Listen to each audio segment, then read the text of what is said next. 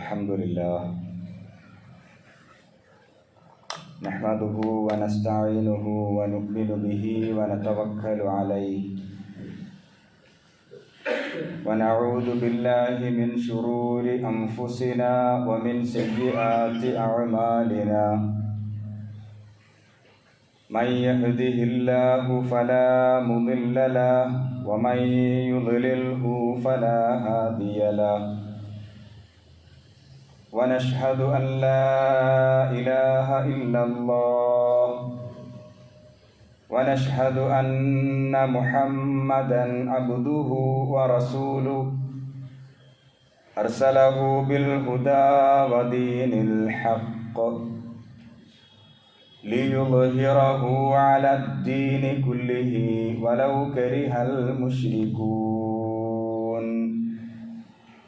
اللهم صل على محمد وعلى آل محمد كما صليت وباركت على إبراهيم وعلى آل إبراهيم وبارك على محمد وعلى آل محمد كما باركت على إبراهيم وعلى آل إبراهيم في العالمين إنك حميد مجيد فإن خير الحديث كتاب الله وخير الهدي هدي محمد صلى الله عليه وسلم وشر الأمور محدثاتها وكل محدثة بدعة وكل بدعة ضلالة وكل ضلالة في النار أيها الناس أوصيكم عباد الله وإياي أولا بتقوى الله وأقيموا الصلاة وآتوا الزكاة ولا تكونوا من المشركين قال الله تعالى في قرآنه الكريم ولا تهنوا ولا تحزنوا وأنتم الأعلون إن كنتم مؤمنين صدق الله العلي العظيم رب اشرح لي صدري ويسر لي أمري واحلل عقدة من لساني يفقهوا قولي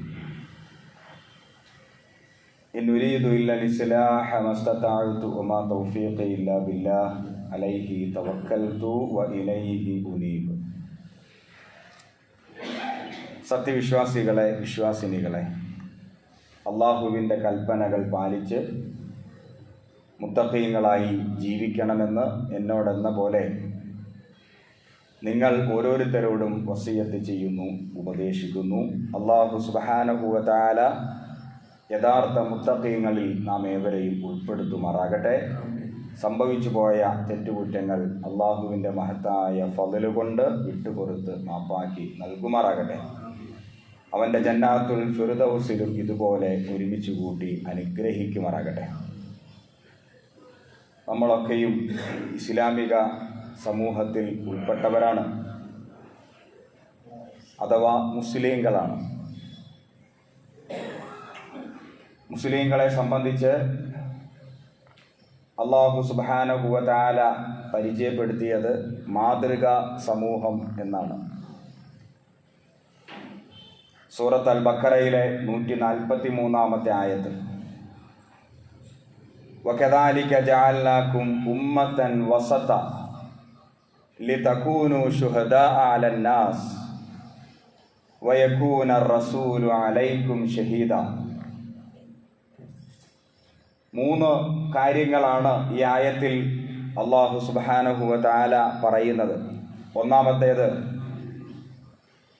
നാം നിങ്ങളെ ഒരു മധ്യമ സമൂഹമാക്കി മാറ്റിയിരിക്കുന്നു. വകദാലിക ജഅൽനാകും ഉമ്മത്തൻ വസത. ഉമ്മത്തൻ വസത്ത് അഥവാ മധ്യമ സമൂഹം. ഏത് വിഷയത്തിലും ഈ പ്രകൃതിക്ക് ഇണങ്ങുന്ന രൂപത്തിലുള്ള ജീവിത ശൈലി സ്വീകരിക്കുന്ന സമൂഹം എന്നതാണ് അതിൻ്റെ തനി മലയാളം. പ്രകൃതി വിരുദ്ധമായതൊന്നും ഈ സമൂഹത്തിന്, ഈ സമുദായത്തിന് നാം നൽകിയിട്ടില്ല. വസത്വീയത്ത് എന്ന് പറയും.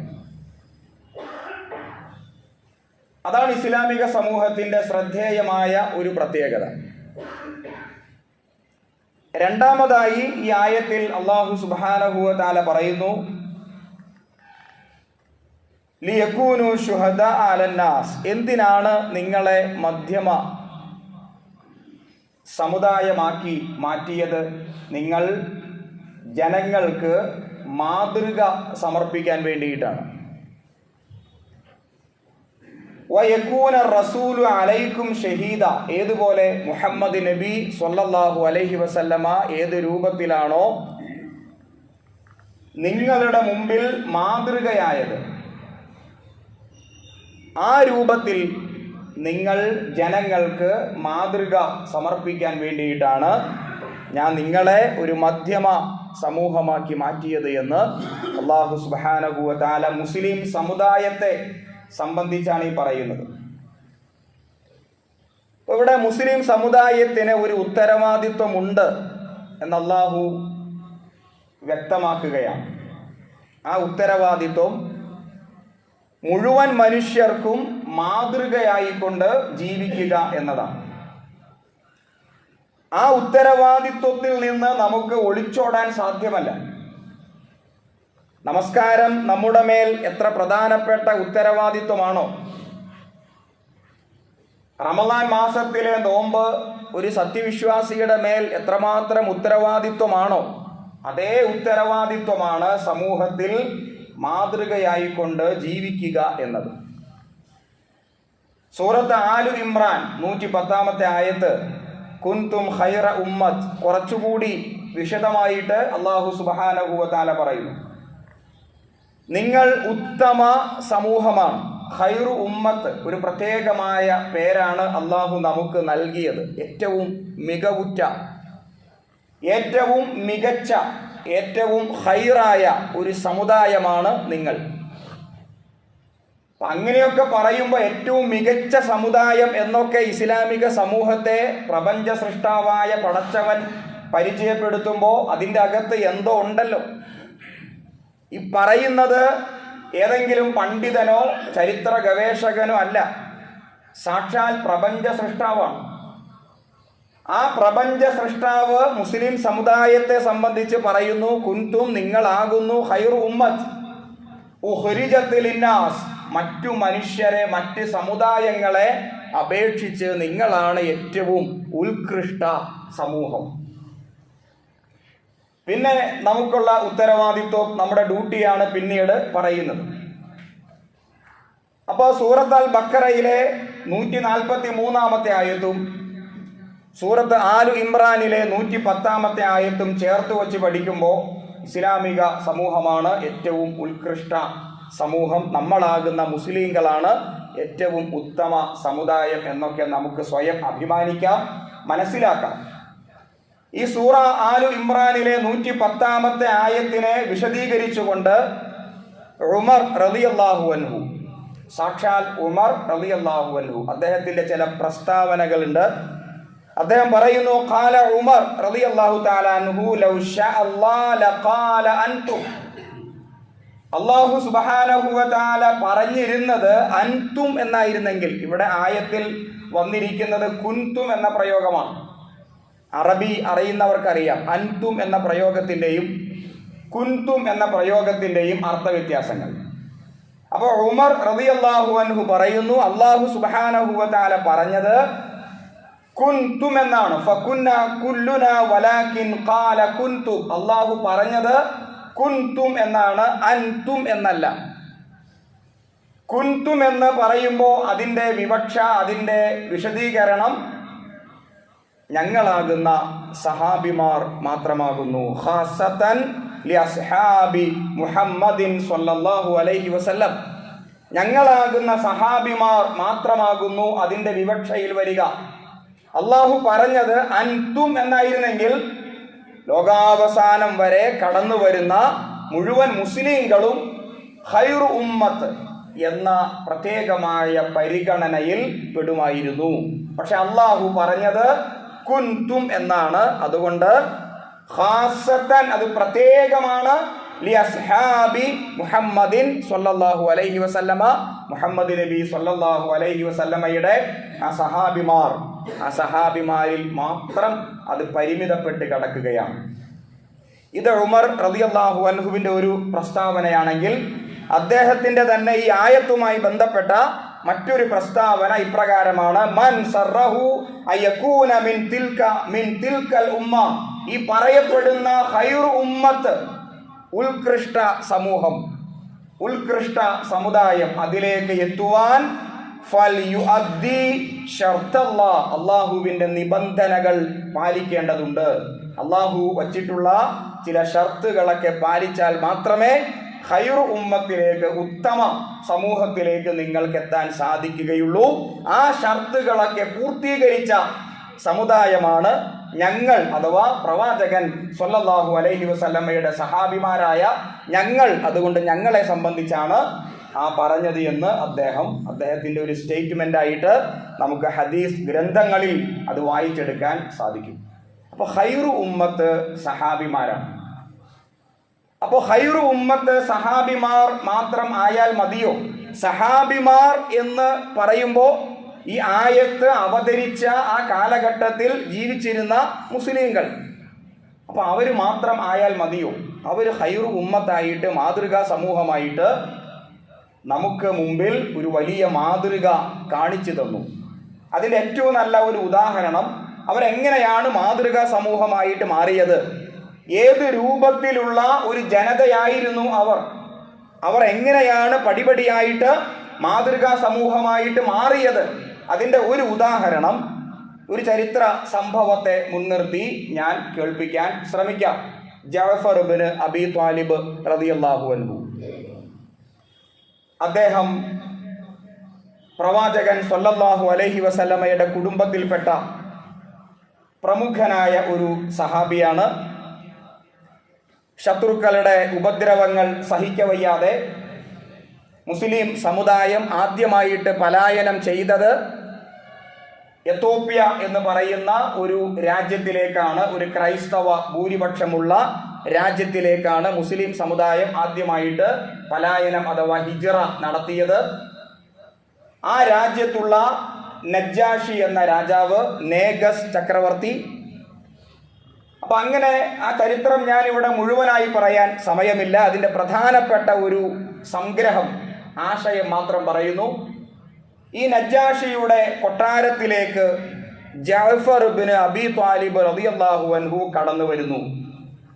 അപ്പം നജ്ജാഷി ആവശ്യപ്പെട്ട പ്രകാരം, ഏതൊരു മതത്തിൻ്റെ ആളുകളാണ് നിങ്ങൾ മുന്നോട്ട് വയ്ക്കുന്ന ആശയം എന്ത്, അതിനെക്കുറിച്ച് സംസാരിക്കുവാൻ വേണ്ടിയിട്ടാണ് ജഅഫർ ഇബ്നു അബീ ത്വാലിബ് റളിയല്ലാഹു അൻഹു കൊട്ടാരത്തിലേക്ക്, ആ ഒരു ദർബാറിലേക്ക്, പ്രമുഖരായ ആളുകളൊക്കെ ഇരിക്കുന്ന, ആ കാലഘട്ടത്തിലെ രാഷ്ട്രീയ പ്രമുഖരായ വ്യക്തിത്വങ്ങൾ ഒക്കെ ഇരിക്കുന്ന പ്രൗഢമായ സദസ്സിലേക്ക് ജഅഫർ ഇബ്നു അബീ ത്വാലിബ് റളിയല്ലാഹു അൻഹു കടന്നു വന്നിട്ട് അദ്ദേഹം നടത്തിയ ഒരു ചെറിയ ഇസ്ലാമിനെ പരിചയപ്പെടുത്തിക്കൊണ്ട്, ആ സഹാബിമാരെ ഒക്കെ ഒന്ന് പരിചയപ്പെടുത്തിക്കൊണ്ട് അദ്ദേഹം നടത്തിയ ലഘുവായ എന്നാൽ വളരെ പ്രൗഢമായ ഒരു പ്രഭാഷണം ചരിത്ര ഗ്രന്ഥങ്ങളിൽ രേഖപ്പെട്ട് കിടക്കുന്നുണ്ട്.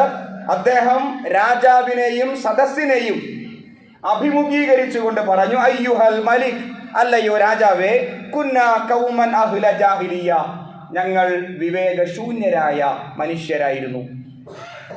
ഓരോ വാക്കുകളും പ്രത്യേകമായി നമ്മൾ ശ്രദ്ധിക്കേണ്ടതാണ്. ഞങ്ങൾ ആരായിരുന്നു? വിവേകശൂന്യരായ, ജാഹിലിയ്യ, മണ്ടന്മാരായ, പ്രാകൃതരായ ഒരു ജനസമൂഹമായിരുന്നു ഞങ്ങൾ.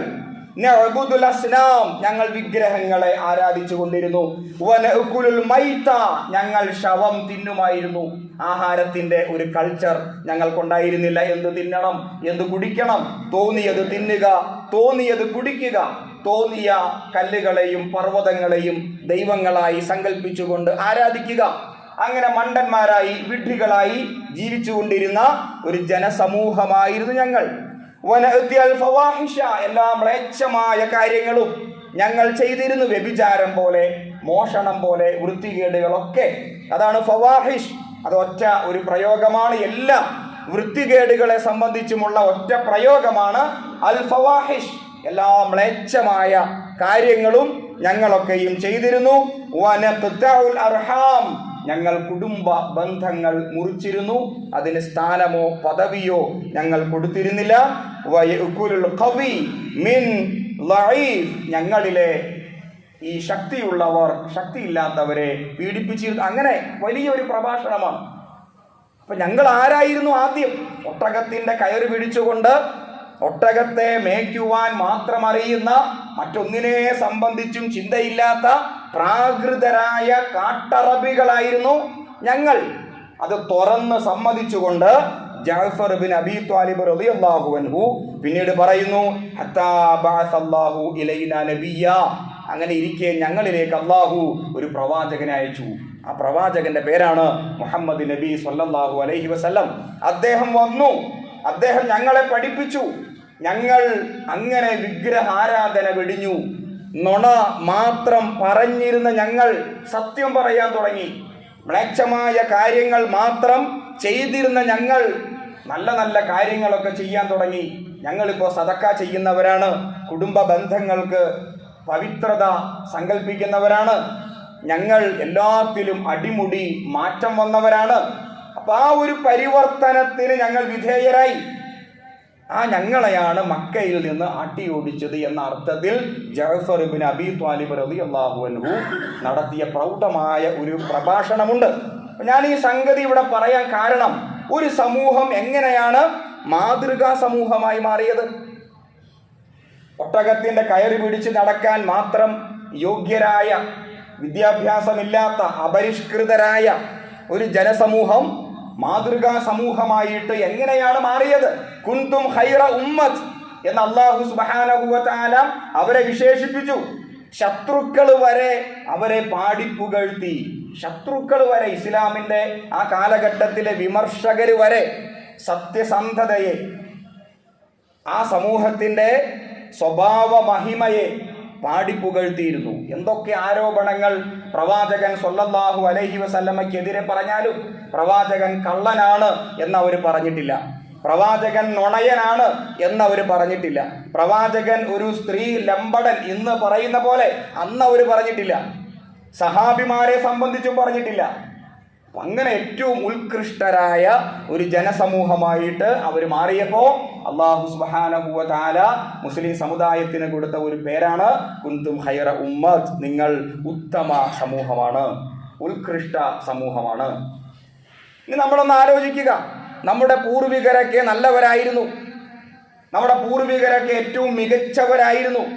അങ്ങനെ പൂർവികരെ സംബന്ധിച്ച് ഇങ്ങനെ മഹത്വവൽക്കരിച്ചുകൊണ്ട് കഴിഞ്ഞു കൂടേണ്ടവരാണോ നമ്മൾ? പൂർവികരെ ഇങ്ങനെ സ്തുതിച്ചുകൊണ്ട് പാടിപ്പുകഴ്ത്തി അങ്ങനെ ജീവിക്കേണ്ടവരല്ല നമ്മൾ.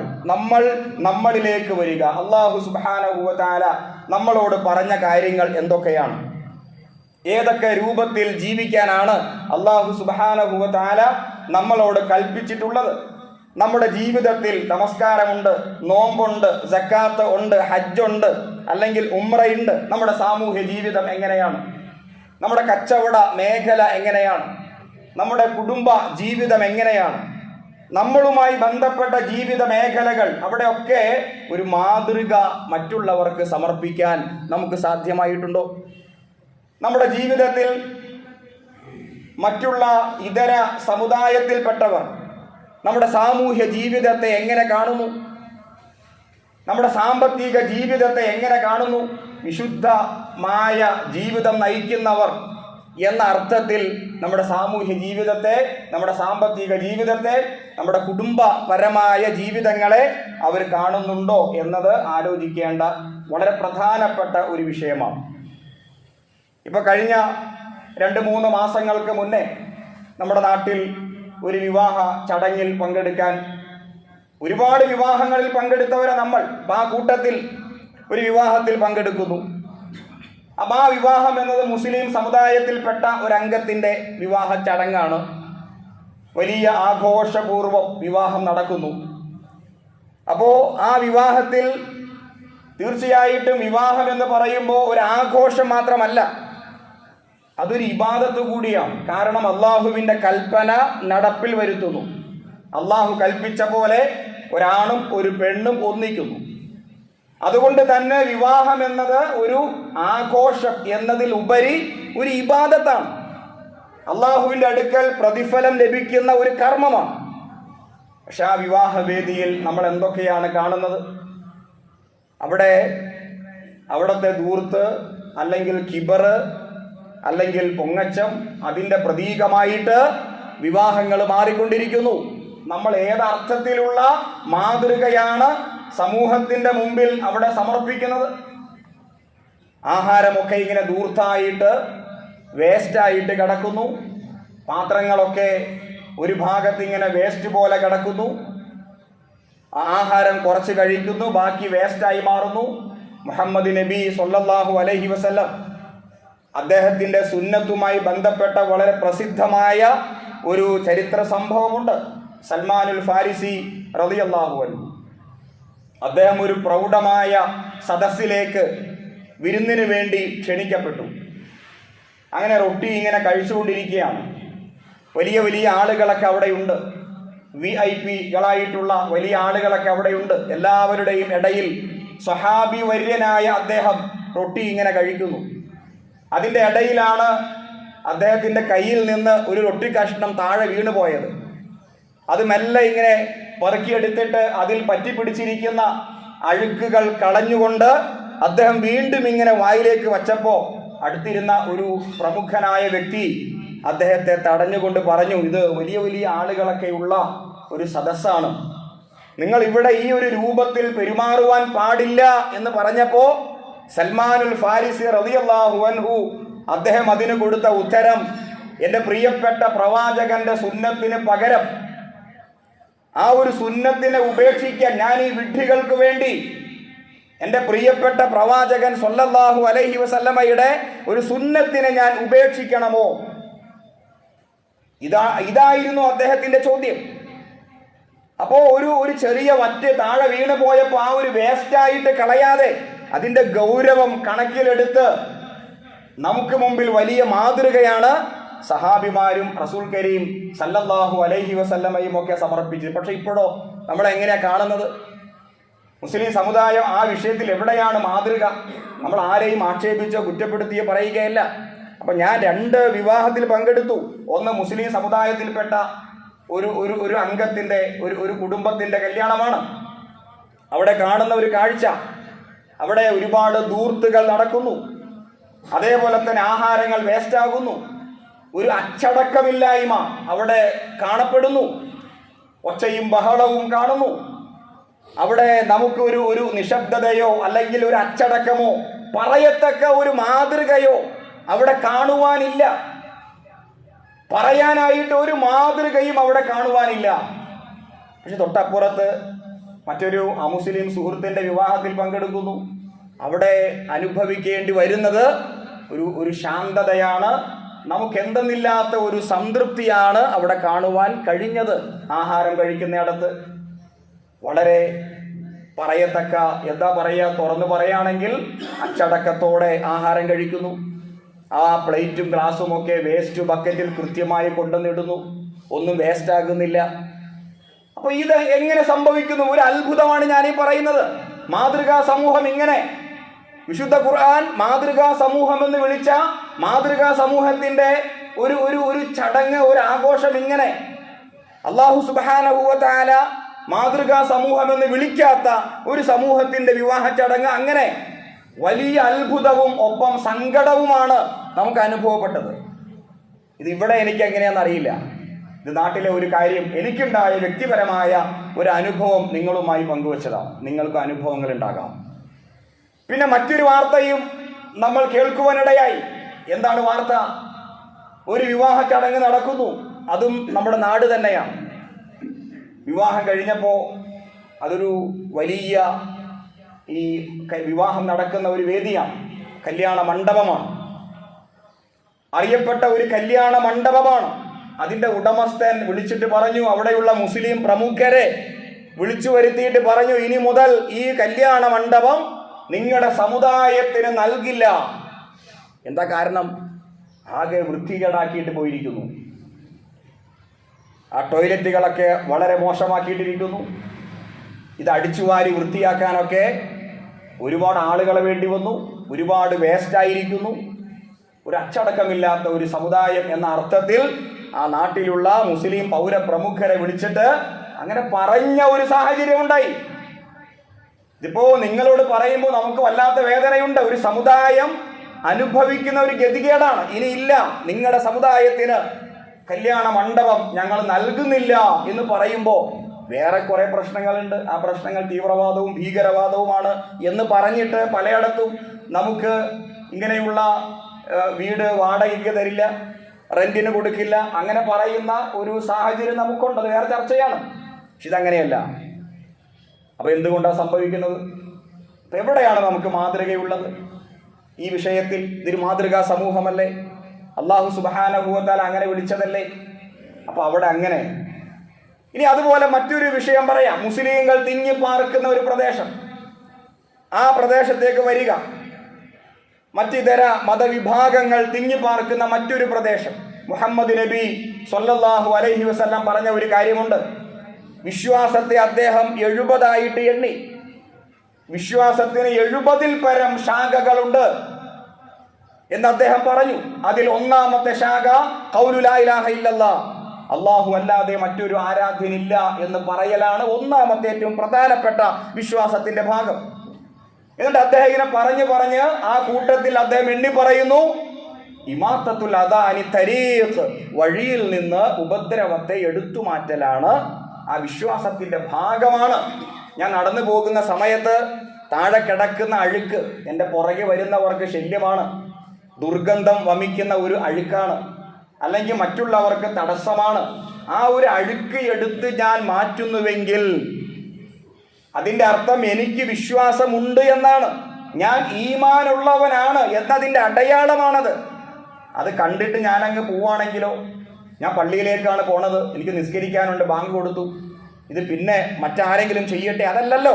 പോകുന്ന വഴിക്ക് അതെടുത്തു മാറ്റുക എന്നത് മറ്റുള്ളവർക്ക് ഉപദ്രവമാണെങ്കിൽ അതെടുത്തു മാറ്റുക എന്നത് എൻ്റെ വിശ്വാസത്തിൻ്റെ ഭാഗമാണ് എന്ന് മുഹമ്മദ് നബി സ്വല്ലല്ലാഹു അലൈഹി വസല്ലം പഠിപ്പിച്ചിരിക്കുന്നു. പക്ഷെ ഇപ്പോൾ നമ്മൾ എന്താ കാണുന്നത്? ഇന്ന് തെരുവ് മൊത്തം, റോഡ് മൊത്തം അഴുക്ക് കൊണ്ടുവന്ന് ഇടുകയാണ്. മുസ്ലിങ്ങൾ തിങ്ങിപ്പാർക്കുന്ന ഒരു പ്രദേശത്തു കൂടെ സഞ്ചരിക്കുമ്പോൾ നമ്മൾ എന്താ കാണുന്നത്? ഇത് നിങ്ങളെ ആരെയും കുറ്റപ്പെടുത്തിയിട്ടോ മറ്റോ നെഗറ്റീവായിട്ടോ പറയുകയല്ല, ഇതൊരു യാഥാർത്ഥ്യമാണ്, ഇതൊരു സത്യമാണ്. നിങ്ങൾക്കും ഇത് വീക്ഷിക്കാം. മുസ്ലിങ്ങളായ നമ്മൾ തിങ്ങിപ്പാർക്കുന്ന ഒരു പ്രദേശം, ഇനി മുസ്ലിം അല്ലാത്ത ഒരു വിഭാഗം തിങ്ങിപ്പാർക്കുന്ന മറ്റൊരു പ്രദേശം, നിങ്ങളൊന്ന് സഞ്ചരിക്കുക, എന്നിട്ട് സ്വയം വിലയിരുത്തുക. മുസ്ലിങ്ങളായ നമ്മൾ തിങ്ങിപ്പാർക്കുന്ന പ്രദേശത്ത് ചപ്പുചവറുകൾ എല്ലാം അങ്ങനെയാണെന്ന് പറയുകയല്ല. വളരെ വൃത്തിയോടെ ജീവിക്കുന്ന മുസ്ലിങ്ങളായ നമ്മുടെ സമുദായക്കാരുണ്ട്. പക്ഷേ അവിടെ എന്തൊക്കെയോ വാരിയിടുക, വേസ്റ്റ് ബക്കറ്റിൽ ഇടേണ്ടത് ആളുകളൊക്കെ നടക്കുന്ന വഴിയിലേക്ക് ഇടുക, അവിടെ ഇവിടെയും മലമൂത്ര വിസർജനം പോലെ ഇങ്ങനെ കഫം തുപ്പിയിടുക, റോട്ടിലൂടെ ഇങ്ങനെ മുറുക്കിയിട്ട് തുപ്പിയിടുക. ചെറിയ ഒരു വിഷയമല്ല അത്. വഴിയിൽ ഉപദ്രവങ്ങൾ സൃഷ്ടിക്കുന്നവർ. റസൂൽ കരീം സല്ലല്ലാഹു അലൈഹി വസല്ലം പറഞ്ഞല്ലോ, വഴിയുടെ അവകാശം നിങ്ങൾ കൊടുക്കണം. സഹാബിമാരോട് പറയുകയാണ്, വഴിയുടെ അവകാശം കൊടുക്കണം. സഹാബിമാര് ചോദിച്ചു, റസൂലേ, ഈ വഴിയുടെ അവകാശം എന്താ? അതിലെ സഞ്ചരിക്കുന്ന ആളുകളെ ഉപദ്രവിക്കാതിരിക്കലാണ് വഴിയുടെ അവകാശം. ആരെങ്കിലും വഴി അറിയാത്തവർക്ക് വഴി പറഞ്ഞു കൊടുക്കലാണ് വഴിയുടെ അവകാശം അത് കൊടുക്കാതെ വഴിയരികിലൂടെ നിങ്ങൾ സഞ്ചരിക്കുവാൻ പാടില്ല എന്ന് നമ്മെ പഠിപ്പിച്ചത് മുഹമ്മദ് നബി സ്വല്ലല്ലാഹു അലൈഹി വസല്ലമയാണ്. അപ്പോൾ ഒന്ന് ആലോചിക്കുക, നിങ്ങൾ മുസ്ലിം സമുദായം തിങ്ങിപ്പാർക്കുന്നത് എന്തുകൊണ്ട് സംഭവിക്കുന്നു? നമ്മുടെ മദ്രസയുടെ കുഴപ്പമാണോ? നമ്മൾ ചെറിയ പ്രായം തൊട്ട് മദ്രസയിൽ നമ്മുടെ മക്കളെ വിടുന്നു. ആ 6, 7, 8, 9 കൊല്ലമൊക്കെ മദ്രസയിൽ പഠിക്കുന്നു. മറ്റ് കമ്മ്യൂണിറ്റി ആകട്ടെ മദ്രസയിൽ പോകുന്നില്ല. അവർക്ക് ഈ അറിവൊന്നും എവിടെ നിന്നും കിട്ടുന്നില്ല. പിന്നെ എന്തുകൊണ്ട് നമ്മളെക്കാൾ കൾച്ചർ അവർക്കുണ്ടായി? ഇതൊരു ചോദ്യചിഹ്നമാണ്. നമ്മളാകട്ടെ വെള്ളിയാഴ്ച ജുമായ്ക്ക് വരുന്നു, ഖുതുബ കേൾക്കുന്നു, അല്ലാത്ത ഉപദേശങ്ങൾ കേൾക്കുന്നു. ആയിരക്കണക്കിന് 100 കണക്കിന് പ്രഭാഷകർ യൂട്യൂബിലുണ്ട്. അതെല്ലാം സ്ഥിരമായി കേൾക്കുന്നു. എല്ലാ ദിവസവും അറിവ് ലഭിക്കുന്നു. എന്നിട്ടും നമ്മുടെ കമ്മ്യൂണിറ്റി എന്തുകൊണ്ട് ഇങ്ങനെ? മറ്റുള്ളവരാകട്ടെ യാതൊന്നും കേൾക്കാത്തവരായിരിക്കാം, എന്നിട്ടും അവർക്ക് എന്തുകൊണ്ട് അത്രയും സാംസ്കാരികമായി ഈ പറയുന്ന ശുദ്ധിയുടെ വൃത്തിയുടെ കാര്യത്തിൽ ഉയർച്ച? ഒരു ചോദ്യചിഹ്നമാണ്. ഉത്തരം പറയേണ്ടത് ഞാനും നിങ്ങളും ഒക്കെയാണ്. മുഹമ്മദ് നബി സ്വല്ലല്ലാഹു അലൈഹി വസല്ലമ ആദ്യമായി പറഞ്ഞത് നിസ്കാരത്തെ സംബന്ധിച്ചല്ല. മുഹമ്മദ് നബി സ്വല്ലല്ലാഹു അലൈഹി വസല്ലമ ഇസ്ലാം സ്വീകരിച്ചിട്ട് കയറി വരുന്ന അടിമകളായ പാവപ്പെട്ട വൃത്തിയില്ലാത്ത ഒട്ടകത്തിന്റെ തൊഴുത്തിൽ കിടന്നുറങ്ങുന്ന പാവപ്പെട്ട സഹാബിമാർ ഇസ്ലാം സത്യമതമാണെന്ന് വിചാരിച്ച് ഇസ്ലാം സ്വീകരിച്ചുകൊണ്ട് കടന്നു വന്നപ്പോ റസൂൽ സല്ലല്ലാഹു അലൈഹി വസല്ലം അവരോട് പറഞ്ഞു കൊടുത്തത് നിങ്ങൾ 5 നേരവും പല്ല് തേക്കണമെന്നാണ്. ഹദീസ് ഗ്രന്ഥങ്ങൾ പറയുന്നു. ഞാൻ ഇഷ്ടപ്പെടുന്നു, പക്ഷെ നിങ്ങൾക്കത് പ്രയാസമാകും, അതുകൊണ്ട് ഞാൻ കൽപ്പിക്കുന്നില്ല, 2 നേരമെങ്കിലും നിങ്ങൾ പല്ല് തേക്കണം. വൃത്തിയുടെ പാഠങ്ങളാണ് മുഹമ്മദ് നബി സ്വല്ലല്ലാഹു അലൈഹി വസല്ലമ സഹാബിമാരെ ആദ്യമായി പഠിപ്പിച്ചത്. വൃത്തിയുടെ പാഠങ്ങൾ മനുഷ്യരാക്കി വാർത്തെടുക്കുകയാണ്. ഇന്നല്ലാഹ യുഹിബ്ബു തവ്വാബീന വയുഹിബ്ബുൽ മുതതഹിരീൻ. അല്ലാഹ് ഇഷ്ടപ്പെടുന്നു ആരെ? അകം വൃത്തിയുള്ളവരെ, അതേപോലെ പുറം വൃത്തിയുള്ളവരെ. വൃത്തിയുടെ പാഠങ്ങൾ വിശുദ്ധ ഖുർആനും പഠിപ്പിക്കുന്നു. അതുകൊണ്ട് പ്രിയ സഹോദരങ്ങളെ, ഈ പറഞ്ഞ കാര്യങ്ങളൊക്കെ വലിയ വേദനയോടെ സങ്കടത്തോടെയാണ് പറയുന്നത്. നമുക്ക് മാതൃകാ സമൂഹമായേ പറ്റൂ. ഞാനവിടെ ഓതി വെച്ച ആയത്തുണ്ട്. അല്ലാഹു സുബ്ഹാനഹു വ തആല മുസ്ലിം സമുദായത്തെ സംബന്ധിച്ച് പറഞ്ഞതാണ്. വലാ തഹിനു വലാ തഹ്സനു. നിങ്ങൾ ദുഃഖിക്കേണ്ടതില്ല, നിങ്ങൾ സങ്കടപ്പെടേണ്ടതില്ല. അൻതുമുൽ അലൗന. നിങ്ങളാണ് അത്യുന്നതർ. ആരെ കുറിച്ചാണ് ഈ പറഞ്ഞത്? നമ്മളെ കുറിച്ചാണ്. ഇത് വായിക്കുമ്പോൾ നമുക്ക് വല്ലാത്ത അഭിമാനം തോന്നും. അള്ളാഹു നമ്മളോട് പറയാ, നിങ്ങൾ സങ്കടപ്പെടല്ലേ, നിങ്ങൾ വിഷമിക്കല്ലേ. അൻതുമുൽ അലൗന. നിങ്ങളാണ് ഉന്നതർ, നിങ്ങളാണ് പ്രൗഢിയുള്ളവർ. പക്ഷെ ഒരു പോയിന്റ് എടുത്തു പറഞ്ഞു, ഇൻ കുൻതും മുഅ്മിനീൻ. നിങ്ങൾ മുഅ്മിനീങ്ങളാണെങ്കിൽ. മുഅ്മിനീങ്ങളാവുക എന്ന് പറഞ്ഞാൽ ഈ പറഞ്ഞ ക്വാളിറ്റി ഉണ്ടാവണം. അള്ളാഹുവിന്റെ കൽപ്പനകളൊക്കെ കൃത്യമായി പാലിക്കുകയാണെങ്കിൽ നിങ്ങൾ എവിടെ ജീവിച്ചാലും, അത് ഗോണികുപ്പയാകട്ടെ, അത് നാടാകട്ടെ, ലോകത്തിന്റെ ഏത് കോണിൽ നിങ്ങൾ അള്ളാഹുവിന്റെ ശാസനകളെ, പ്രവാചകൻ സ്വല്ലല്ലാഹു അലൈഹി വസല്ലമയുടെ നിയമങ്ങളെ അനുസരിച്ചുകൊണ്ട് ജീവിച്ചാൽ നിങ്ങളായിരിക്കും അവിടുത്തെ മാതൃകാ സമൂഹം. നിങ്ങൾ അത്യുന്നതരായിരിക്കും. അത്യുന്നതർ. അള്ളാഹുവിന്റെ പേരാണ് അഅല. നമ്മൾ അള്ളാഹിനെ സംബന്ധിച്ച് പറയുമ്പോൾ സുബ്ഹാന റബ്ബിയൽ അഅല, അള്ളാഹു ഉന്നതൻ എന്ന് പറയും. ആ ഉന്നതിയിലേക്ക് നിങ്ങൾക്ക് ഉയരാൻ കഴിയും. നിങ്ങൾക്ക് ആ ക്വാളിറ്റി ഉണ്ടാവണം. നിങ്ങൾ മുഅ്മിനീങ്ങളാവണം എന്ന് പടച്ച തമ്പുരാൻ നമ്മളോട് പറയുന്നുണ്ട്. നമ്മുടെ ഈ പ്രവൃത്തി മൂലം ഇസ്ലാം മോശമാവരുത്. അപ്പൊ നമ്മളൊക്കെ സാധാരണ പറയും, മകന്റെ പ്രവൃത്തി മൂലം കുടുംബം ചീത്തയായി എന്ന് പറയും, കുടുംബത്തിന്റെ പേര് പോയി എന്ന് പറയും. നമ്മുടെ ജീവിതം കൊണ്ട് അള്ളാഹുവിന്റെ ദീനിന്റെ പേര് നഷ്ടപ്പെടാൻ പാടില്ല. നഷ്ടപ്പെട്ടാലോ എൻ്റെ സ്വഭാവം കൊണ്ട് എന്നെ നോക്കിയിട്ടാണ് മറ്റുള്ളവർ അള്ളാഹുവിന്റെ ദീൻ പഠിക്കുക. അല്ലാതെ കിതാബ് ഓതിയിട്ടോ ഖുർആൻ ഓതിയിട്ടോ അള്ളാഹുവിന്റെ ദീൻ ആരും പഠിക്കുന്നില്ല. വളരെ അപൂർവം കുറച്ച് ആളുകൾ മാത്രമേ അങ്ങനെ പഠിക്കുന്നുള്ളൂ. മഹാഭൂരിപക്ഷവും അള്ളാഹുവിന്റെ ദീനിനെ സംബന്ധിച്ച് മനസ്സിലാക്കുന്നത് മുസ്ലിങ്ങളെ നോക്കിയിട്ടാണ്. ഇതാ അല്ലാഹു സുബ്ഹാനഹു വ തആല പറഞ്ഞു, വമൻ അസ്ലമു മിമ്മൻ കതമ ഷഹാദതൻ ഇൻദഹു മിനല്ലാഹ്. അള്ളാഹുവിന്റെ അടുക്കൽ നിന്നുള്ള ആ സത്യ സന്ദേശത്തെ മൂടി വച്ചവനേക്കാൾ വലിയ അക്രമി മറ്റാരുണ്ട്? അതിന്റെ അർത്ഥം ഞാൻ കാരണം അള്ളാഹുവിന്റെ ദീൻ മോശമായി. സംഭവിക്കാൻ പാടില്ല. അങ്ങനെ സംഭവിച്ചാൽ ഞാനാണ് ഏറ്റവും വലിയ അക്രമി. അതുകൊണ്ട് തിരിച്ചറിയുക, നമ്മളെ കുറിച്ച് മനസ്സിലാക്കുക. വൃത്തിയുടെ, ശുദ്ധിയുടെ, അച്ചടക്കത്തിന്റെ ഒരു ഒരു ഒരു ജീവിത ശൈലിയിലേക്ക് നമ്മൾ എത്തിച്ചേരുക. അതാണ് പടച്ചവൻ പറഞ്ഞിട്ടുള്ളത്. ആ വിശുദ്ധമായ ആ ഒരു സംസ്കാരത്തിലേക്ക് നമുക്ക് ഈ പ്രദേശത്ത് എത്തിച്ചേരുവാൻ സാധിക്കണം. അല്ലാഹു സുബ്ഹാനഹു വ തആല അതിനൊക്കെയുള്ള തൗഫീഖ് നൽകി നാം ഏവരെയും പ്രത്യേകമായി അനുഗ്രഹിക്കുമാറാകട്ടെ. വഖൂലു ഖൗലി ഹാദാ അസ്തഗ്ഫിറുല്ലാഹ ലീ വലക്കും വസ്തഗ്ഫിറുഹു ഇന്നഹു കാന ഗഫൂറുർ റഹീം.